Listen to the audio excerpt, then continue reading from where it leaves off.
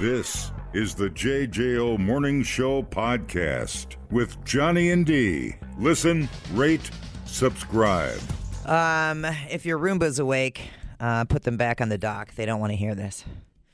A 51-year-old guy in Florida got arrested after he walked outside in a residential neighborhood. So think Wolf Hollow. Oh, geez. And got it on with a vacuum cleaner.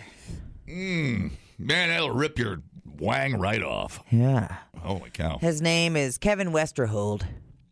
It happened last Thursday in a gated community in Kissimmee, Florida, called Windsor Hills Resort. See? Follow the pineapples. Dude. Lead you right to the kinky stuff. Him and his wife own condos there. They rent him out on Airbnb. It's near Disney World. Ew. Yeah, that's some big money. Shenanigans down Disney way. Mm-hmm. Uh-oh. So cops got multiple 911 calls about a guy exposing himself. Now, it's not clear if he was outside his own place or a neighbor's because he was gone by the time police got there. Witness said Kevin was half naked. And they got some footage of the hoovering. I think that's what you call it. Turned out multiple neighbors reported a naked man back in December. There is footage of that too. No word on whether any appliances were involved in that incident or not. Jeez. Cops did get a warrant and they arrested him on Tuesday. He's facing one charge for exposure of sexual organs. I do not know if he finished or not. So don't ask. Boy, I don't have much. I don't have much experience with that. I would probably be the one guy that tried to have sex with a vacuum cleaner, and I'd pass out. Then I'd be laying there. The cops would show up, and my Johnson stuck in the vacuum cleaner hose. Yeah. You know what I'm saying? It'd be a bunch of women cops too. They'd all be taking pictures. Yeah. Yeah. No. Like, look at this loser. No. Ooh. Yeah. Ooh. That. No. I feel my blood vessels ripping out of my body right now. No, I'm good. That seems... And then you graduate to a shop vac because you can't get off fast enough. Now you need the big equipment. No. Yeah, I don't because... even want to start. Depending on the suckage, that seems like it would be too much. Doesn't, right? I mean, I don't know. That gives a whole new meaning to your mother knocking on your bedroom door and you saying, don't come in, I'm cleaning my room. Oh, my God, shut up. Give me PC, too. I said, don't disturb me when I'm cleaning my room. Yeah, buddy. Woo! Huh? Oh, I had to. Yay. Man, don't you feel normal right now? Completely. Everybody, just take a minute and feel normal. Homemade penis pump is not in my wheelhouse, man. No thanks. Seriously. You have money, bro. Yeah. Go to the store and get yourself a fleshlight. Yeah. Those are nice. Those feel good. You don't even have to go to the store. You can just order one. Yep. You know, you have it delivered to your nice friggin' condo in a gated community. What are you doing? Yeah, if you do it right. With the vacuum that your cleaning lady is going to have to use later. That's the whole idea. You know what I mean? The whole idea. Jeez Louise. I wonder if there's some kind of group out there. They talk about which vacuum cleaner is the most, sexual. Oh, which is the best vacuum? Yeah, there's got to be probably some weirdo splinter group of vacuum cleaner sex maniacs out there. I guarantee it. Aww. Maybe they're all done by Disney. Who knows? What vacuum is the best? You want to get freaky? Try a vagina. Get crazy. Oh my! I swear to God, it works every time. Some vacuums have blades in the hoses. Be careful, guys. Damn, Rob.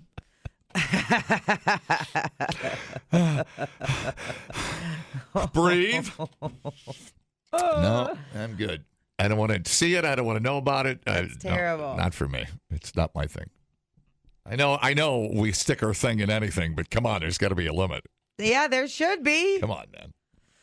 All right. Job market's been pretty rough over the past year for workers, but there is a trend that seems to be looking up. According to a new report, 50% of hiring managers are expecting employee turnover to climb in 2026. Those expectations are notably higher than a year ago, 39%, and 2 years ago, which is 33%. Nice. The financial impacts are also rising. The average cost of an employee leaving has jumped to more than $45,200, which is up a lot. It's from $36,000. Turnover sounds like it'll be a bigger deal at larger organizations. 64% of companies with 500 or more employees expect turnover to rise, while it's less intense for smaller businesses. The reasons for more turnover include increased workplace demands, a competitive job market, better pay and bennies offered elsewhere, and employees switching careers. Love eggs and bennies. So there you go. The surging cost of losing you, it could be good news for you. Did you get the Eggs Benedict when you stayed at the concourse for New Year's Eve, like I told you to? The salmon, eggs, and Benedict are phenomenally good at whatever that restaurant's called. The concourse restaurant? No, because it's a buffet. It's a brunch buffet. Oh, no. You got to go off. They didn't have the menu up? No, it's a brunch buffet. That's BS. Yeah. You got to go down there sometime and try it. What's the name of the restaurant? Is it just called the Concourse? Doesn't matter. One of the best, I think I had a salmon eggs Benedict. Phenomenal. Last place you look. You know what I'm saying? Mm-hmm. Yeah. Anyways. I know, yeah. We were down there we got there early for Taste of Madison a couple of years ago. And we went in and had them. And, dude, they are not to be toyed with. They're the real deal down there, man. Cirque. Huh? Is it Cirque? Cirque? Yeah, Cirque. Breakfast served 7 to 11 Monday through Sunday. There it is, the breakfast menu. Is it on there still? Oh, yeah. Eggs Benedict. Come on. Yep, there it is. Come on. Come on now. How much? What's the price on that? Is it over $20 yet? 15. That's reasonable. Mm-hmm. Big breakfast. I feel like you get a lot of food when you get the Eggs Benedict. It's just, you could split that. You'd be fine. Mm-hmm. No, I read a story about more youngins are going into the trades. You know, construction, maintenance, manufacturing, hands-on. You know, all that stuff. Yeah, instead of and staying debt-free instead of those big college loans they take out. Electricians and HVAC and all. Yeah, which we've been needing that big time. I mean, all of those things: plumbers, HVAC, the money. construction. I think the money got to the point where it was too hard to ignore. Well, yeah, and I mean, you have that job security there. You know what I mean? Yeah. We're always going to need plumbers and construction people, and and that's the same thing. Healthcare people and whatever else. So. You could be an elevator. I made friends with our elevator tech here with our elevator in the building. Yeah. Is that code for you annoyed the hell out of them while they were trying to work? Well, yeah. I was like, what's it? I'm like, how do these work? What's that wire do? Is that a cable? What if the cable breaks? You guys are like, oh, my God. I could have been out of here in 15 minutes. No, my friendship with our elevator tech is just really good on so many levels. Yeah. That's a good one. I like that. Thanks, man. All right, anyways. Go to work, everybody. Steve says no one's coming into Auto Tech, and I don't blame them because it sucks. Sorry, Steve. Well, what's Auto Tech? Is that like being a mechanic? Oh, I thought that was the business. Nobody wants to be an auto mechanic. Well, maybe that hasn't caught up to the wages of whatever other trade you're looking at. I don't know. The learning curve. There is a learning, 2-3 year learning curve. Yeah, I don't know. But I mean, the difference being there, I think, is the trades. Don't they pay you to train you? Aren't there cases where they pay you? Right, where you don't. And as you apprentice, you're getting paid too, and all of that. Yeah, there's a huge learning curve. I think there's a difference for that. Yeah. And I know there's auto repair schools, but I think that's pay to work, right? Well, and I was reading too, farm equipment mechanics. There's like nobody doing that. Think about that, right? In the middle of nowhere. You know? Interesting. So a lot of opportunity. I just remember my dad repairing farm equipment, and you would hear him cussing. You could hear him cussing all through the valley. There's a layer of obscenities hanging over Lake Michigan to this day. Yeah, 100%. Steve said dealerships pay for schooling through the manufacturers. Oh, I didn't know that. I didn't know that either. Fantastic. Yeah. Great. So I don't know what the pay is for a mechanic, Well, and I don't know how they lock you in there either. That's how I would roll if I was coming out of high school. Dang, Absolutely. I know. If I was coming out of high school, man, a trade is where I would go. Yep. For sure. But again, Recession-proof almost. like we were talking about yesterday, I'm also not scared of working. I'm not scared of hard work. I'm not scared of getting dirty. I'm not scared of crawling around. I'm not, you know what I'm saying? Like, you kind of have to do a trade, you got to work. Yeah. You get some long days. You know, and that's people be soft, John.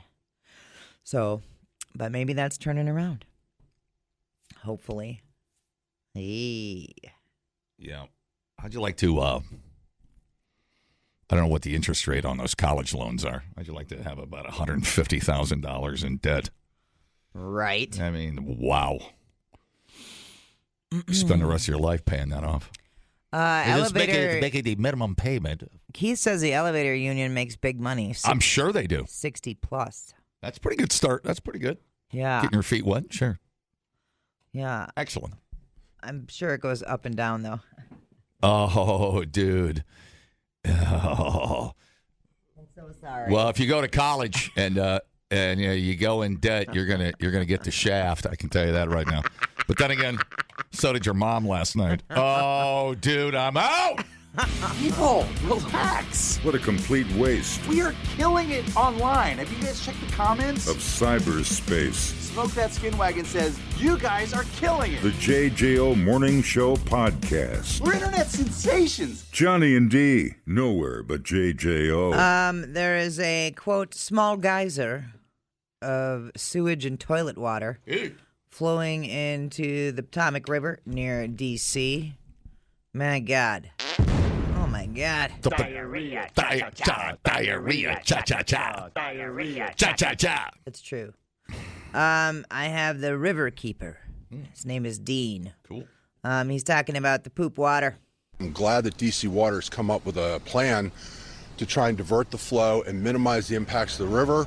But again, is this going to continue to work, and how long will it take to actually fix this problem before no sewage is discharging into the Potomac River, and then they still have to clean this mess up? We found alarmingly high numbers of sewage, E. coli in the river.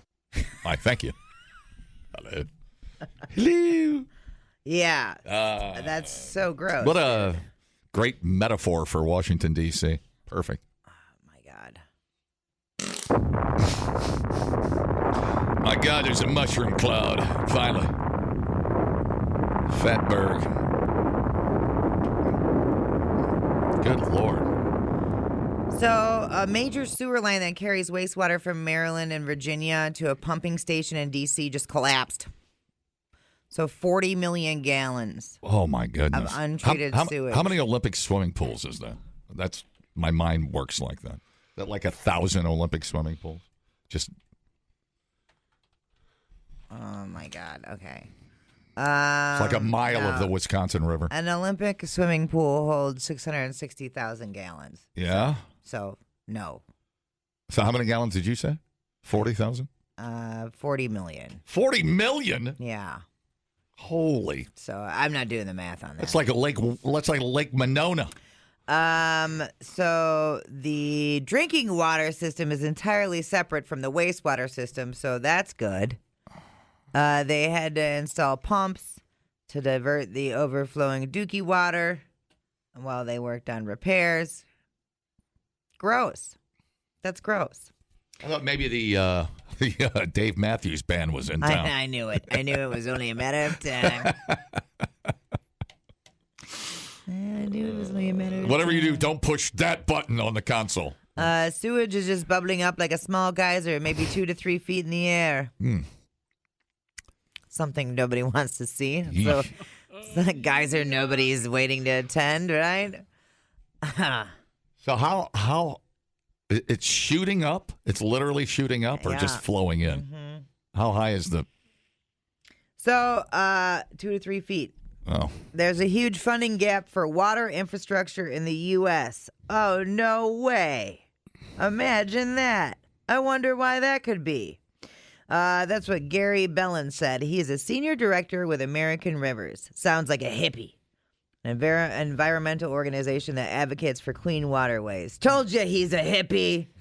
I know a lot of the wastewater folks are trying to catch up as best they can, but this is something we see and will continue to see, where these pipes fail and these massive sewage dumps occur.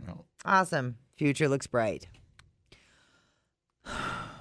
Yeah, we can't. We've done this with our entire infrastructure. We've just kicked the can down the road. Yeah. Everywhere. We haven't fixed Bridges. anything. We haven't updated anything. Bridges, infrastructure, all the roads, all the things. I haven't checked the math on this. I'm just going to trust this texter. 61 Olympic swimming pools of poop. Whoa, and counting. So, yeah, I don't. Okay. It's just going to. Didn't we pass an infrastructure bill? Was that Biden or Trump that passed that? I thought we did one. I thought we got one through for hundreds of billions of dollars. Didn't we just do that? I don't know which guy did it.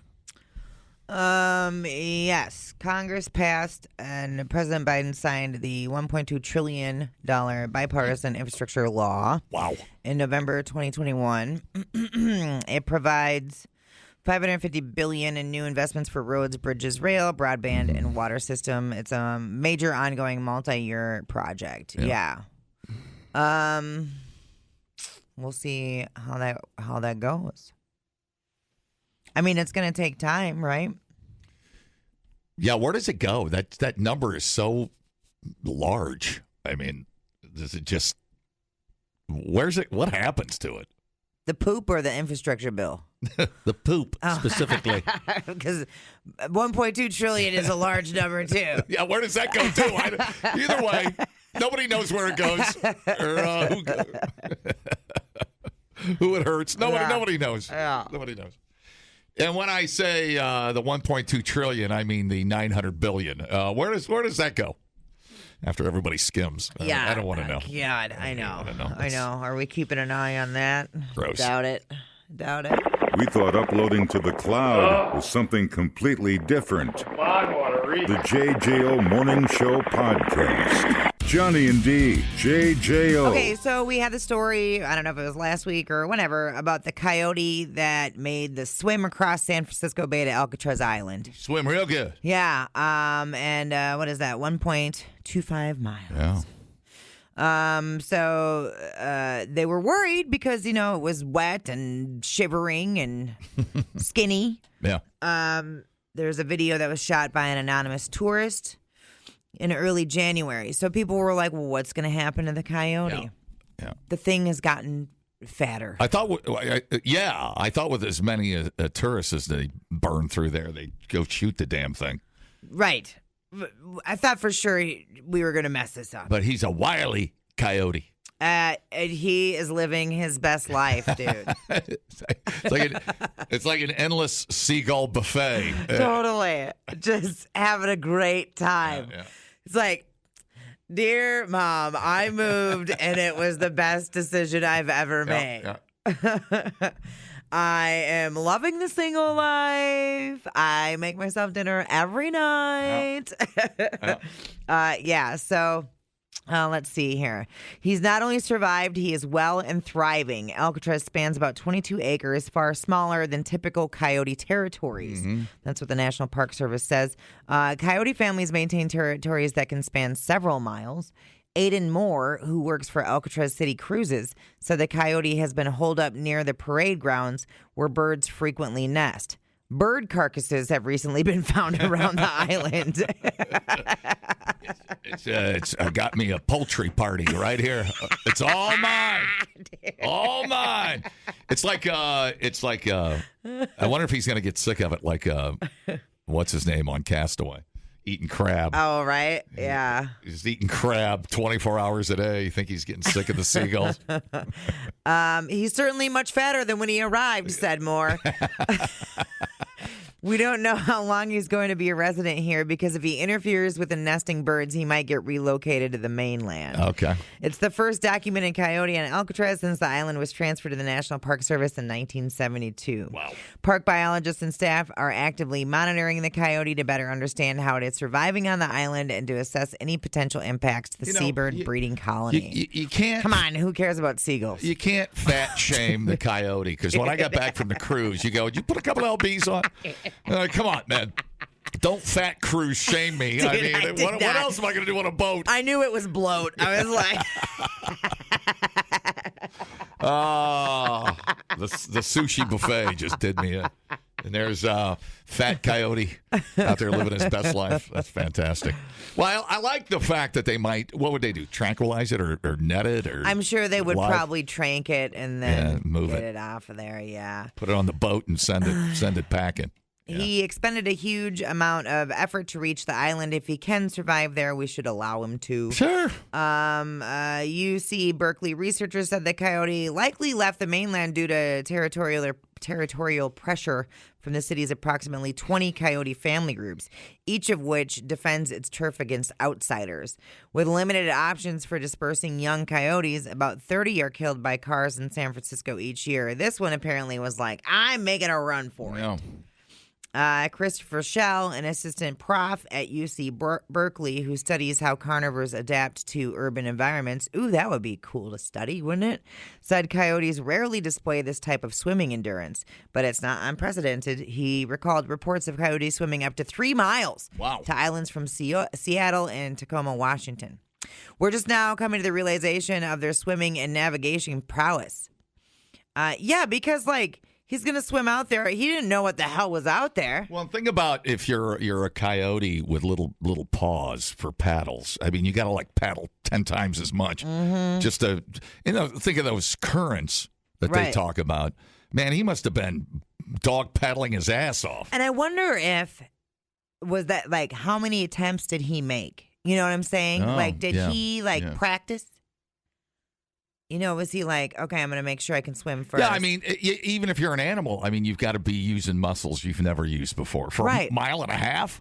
And I think they said that when those swimmers, they swim Alcatraz all the time in very calm waters, by the way. They don't do it when it's choppy, but they said because of the tide or the current, that 1.25 miles usually ends up being almost 2 miles because you got to swim back into the current. Yeah, and because it makes you drift off your line. So it's like, whoa, man, that's tough.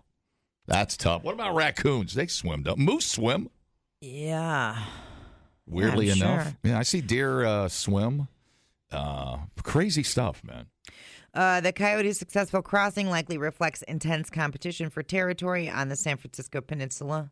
Research conducted by Schell's lab in collaboration with Kessler, the California Academy of Sciences, UC Davis, and community science groups has confirmed that the area is saturated with coyotes. High territorial and competition, blah, blah, blah, may pressure the animal to seek new opportunities to have resources to sustain a population. Dude. The gamble was likely made because of competition on the peninsula being too stiff. Yada, yada, or yada, yada. Unbelievable. The need to, territory and seeking out new mates and, wow. And, as an animal, he's got to see the island. Right. But he can't know how far. To an animal, that could look like it's like a 2-minute swim. Right. I don't know. I don't know how their eyesight works. I'm just saying. I don't know either. And then, and was he there's birds landing over there? You can run, but you can't hide. You know, how you're okay, I can see the Popeyes. Yeah. I think I can walk there from here. You know what I mean? Or when you're on the Vegas Strip, you're like, okay, I think I can walk there, but you don't realize how far it is. You got that right. Because I remember walking from we walked from the Mirage up to the MGM, and I'll tell you what, dude, that's a hike. Right. Yeah. That's in flip-flops. That's a freaking hike. Totally. I should have got a free buffet for that. What was I going to say about the coyote? No, you think about if a coyote can make it. Now I start wondering if those dudes that got off the island might have made it. Escaped from Alcatraz. You know what I'm saying? Right. Yeah. Now you got guys swimming it, men and women swimming it all the time. Well, maybe. You know, the people out there swimming, they ain't got an inflatable raincoat. I don't know. Who knows? They're saying, though, if it must be relocated, authorities should consider if the animal could survive a move without hurting its health, then establish a viable domain elsewhere and avoid conflict with humans. So, yeah, they don't want it to, like, if they do have to relocate it, they're like, don't just drop it back off into the city. Sure. Where it will maybe be hit by a car, let's, if we do have to relocate it, let's get it somewhere like a sanctuary or yada yada. Okay, so coyotes in Wisconsin are a menace. There's an unlimited bag limit, and the season is always open. Hey, let us have our cute coyote moment before you shoot it between the eyes. You freaking animals. And I guess, there is a point to be made that those people swimming are in wetsuits. So I've never seen one not in a wetsuit. Maybe a tough guy doesn't. I don't know. Maybe that's the new challenge. Who knows? There you have it. I love that update. I love that the cruise guy was like, he's a lot fatter since he got here. The thing is just plucking off seagull after seagual.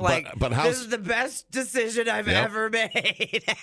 But how's that going to go when he needs a little female company? You know what or is it a he or her? I don't even know what we're dealing with here. But yeah. You come around the corner on the Alcatraz tour and there's that old beady eye staring you down.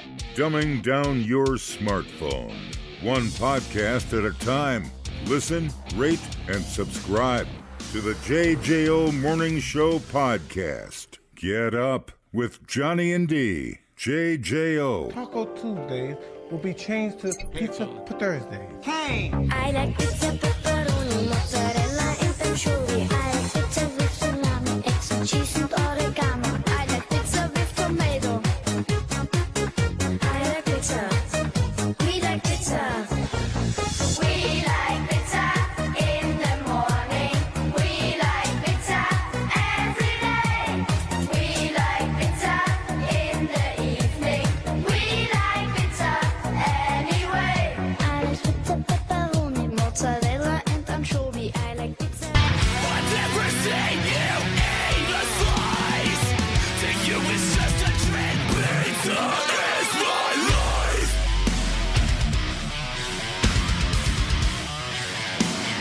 Pizza is my life.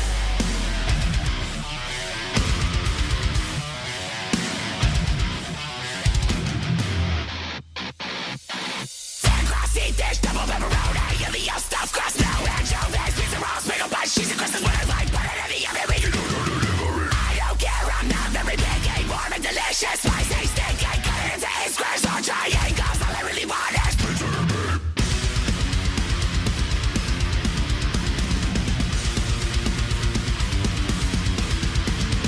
Pizza is the greatest food on earth.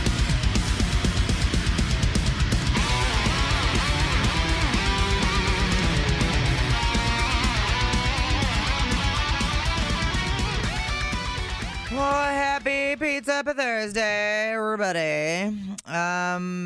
The pizza train is. Do you know about this?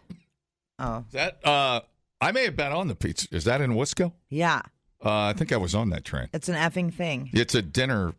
It goes like 10 miles and comes back. I think I was on that train with your mom. Anyways, go ahead. Did you have a nice time with my mother? Well, let's just say we like pizza, hot sausage. Anyways, where's the pizza train? Did she take her teeth out for you? Anyway, Don't ruin it. Don't ruin my mom fantasy. What's wrong with you? The Wisconsin Great Northern Railroad. It's in Trego, Wisconsin. Yeah. Is it Trego or Trego? Oh, wow. I don't know either. along the Namagagon River. This is so Wisconsin. Even I don't know how to say it. It has a 2-hour journey through the woods. This sounds scary, but it's not. I mean, I could kidnap you and take you back to the... I'm a little scared, but that's half the fun. If you don't want to ever come back, we could make an arrangement. I mean, whatever. So I guess the pizza train is the railroad's most popular family-friendly ride. I don't know if they have unfamily-friendly rides. Guests enjoy pizzas baked right in the dining car while the train makes its way to Bean Creek Trestle. Yeah. The charming excursion turns a simple weekend road trip into an adventure that the whole family will love, unless your kids are screaming brats and you want to punch them upside the face. Whoa. The train takes off from Dilly Lake Road in Trego, Wisconsin. Trego. At 11:30 a.m. on Saturdays in January through May. Tickets start at $34. You get a personal-sized cheese, pepperoni, or sausage pizza and a bevy of choice. Additional beverages are available for purchase at the bar, but don't get hammered. There's a bunch of kids there, for Christ's sake. The pizzas are baked directly in the train. Private rooms for groups of up to 6 are offered, and a traditional open seating is available for any size group.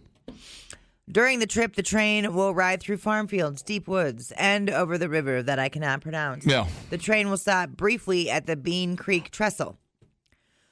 Scenic journey combines the excitement of a 2-hour train adventure with the joy of a pizza party. Oh, my God. Hello. Overstimulated kids, anybody? Parents will appreciate the convenience of pre-booked seating and kid-approved meals, while children will love spotting wildlife and walking the Bean Creek Trestle. I will enjoy the private cart that I can book and not have to listen to your kid. It's fantastic. I didn't know about the pizza train, and if I did, I learned about it and I forgot about it. So it's like learning about it all over again. All right, so there you have it. I wonder if any of y'all... Trego.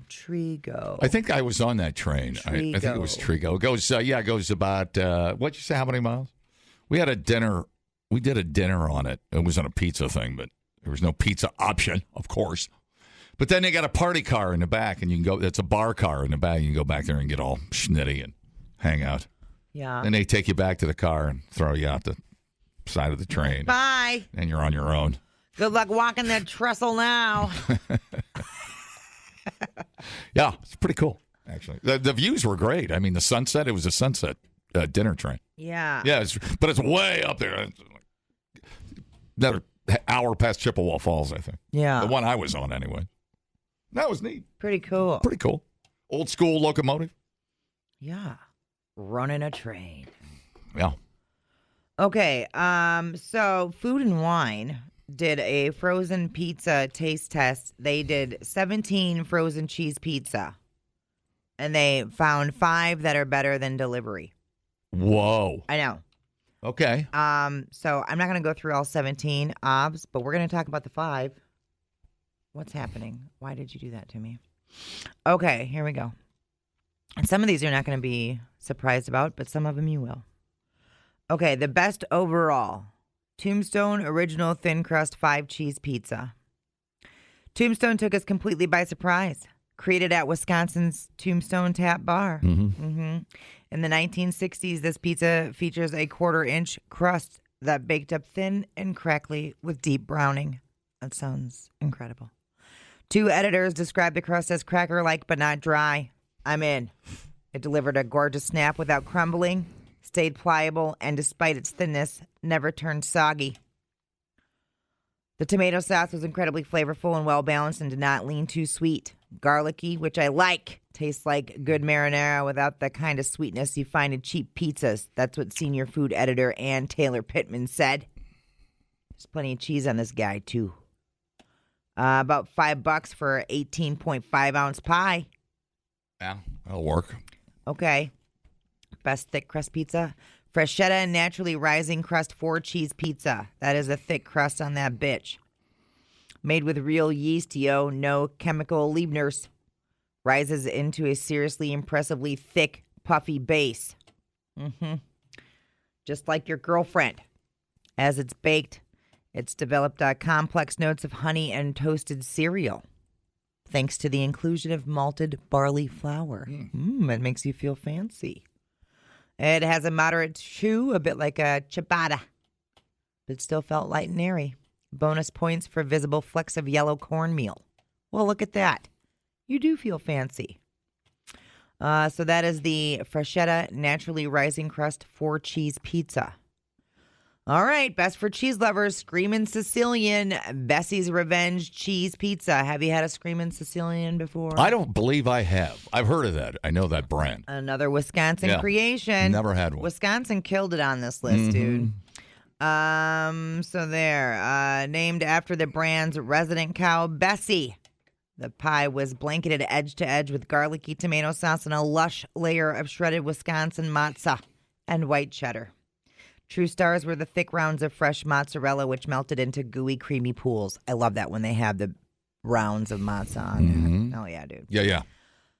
Best tomato sauce, Rouse made for home brick oven crust 5-cheese pizza. I believe it because that Rouse marinara sauce is the bomb. Expensive, but good. The Rouse reputation for stellar jarred sauces carries over to its frozen pizza, released in 2022. This pie features a sauce made with Italian tomatoes, tangy and deeply savory. Unlike many of the pizza sauces we tasted, it wasn't overly sweet. That is one thing. A lot of the frozen pizzas, they get that sweetness on there. You know what I'm saying? This sauce has a nice tang, but no poon to go with it. Dang it. There. And the best for DIY topping, Sprouts Classic Flour Cheese Pizza. I ain't never had no Sprouts pizza. Never heard of it. I never have either. But it's got an even layer of shredded mozz, cheddar, Parmesan, and Romano. It had almost no visible grease. That's nice. So they said that's what makes it great for having your own DIY toppings on there. Yeah. That's the nice thing about getting a frozen cheese pizza is it's just like put whatever the hell you want on there. I don't mind a good spicy, oily pepperoni on my frozen pizza. Yeah. I prefer it, actually. So they have the full list of the 17 up there. Tony's Cheese Pizza came in dead last. DiGiorno, number 10. Trying to think of some other ones that people might look at. Your home run in that I know you like. Yeah. Number 12. Home run's fine. So there you go. That's from Food and Wine. They do a fine job. Yeah. All about that crust, man. That crackly crust. I couldn't agree more. The frozen pizza does well. Yeah. Yeah. Sometimes you get the DiGiorno and that soft, thick stuff. You lose your structural integrity, and I would rather have that. That's like the one from Walmart cooked up like that, though. Yeah, the Better Goods. Better Goods. So that's kind of their forte in the frozen department. Yeah, that good crust. And they seem to be nailing it or getting better at it. Yeah. Cool. This is a great meeting. Yeah, man, damn right. I feel like we accomplished a lot here. Damn right. So thank you, everybody that pitched in. Help me pronouncing everything. Oh, hold on. Better good. Can't find a better good. Namakagan River. Namakagan. That the one you cross? Or you sit there and stare at it while you're having some pizza? Stare at it. Sounds good. Just look at it. The JJO Morning Show podcast with Johnny and D. Listen, rate, subscribe. Catch a new show every Monday through Friday, 6 till 10 a.m. on 94.1 JJO or streaming anywhere in the JJO app. Johnny and D, nowhere but JJO.